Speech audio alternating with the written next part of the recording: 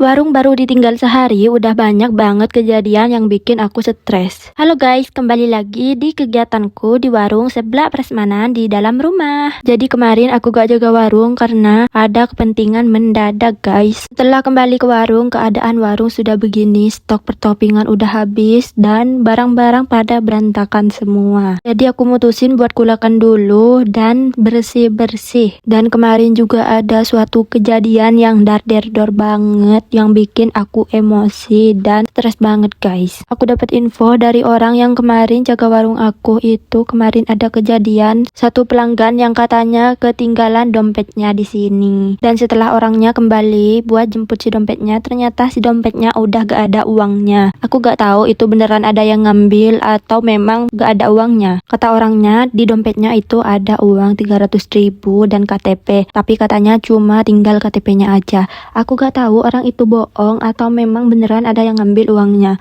Dan please lah, buat yang ngambil itu tolong balikin. Dan kalau memang gak ada uangnya, bilang gak ada uangnya, jangan bikin orang lain yang rugi. Karena menurutku itu bukan kesalahan dari pihak warung, tapi karena memang keteledorannya sendiri. Ngapain ditinggal gitu kan? Tapi gak apa-apa, tetap ku ganti. Dan semoga kalau memang kamu beneran uangnya hilang, semoga yang nyuri dapat hikmahnya tersendiri. Dan kalau kamu bohong, semoga kamu baik-baik aja ya. Dan doain semoga rezekiku tambah lancar. Karena gimana ya guys, aku aja setiap harinya kadang gak nyampe 300 pendapatannya, tapi malah harus ganti rugi 300. Itu pun bukan karena kesalahanku. Tapi ya udahlah ya, mungkin ini sebagian dari ujian aku. Dan kalau ada yang nanya kenapa gak pasang CCTV, please lah guys, ini bukan warung tapi ini masih di dalam rumah.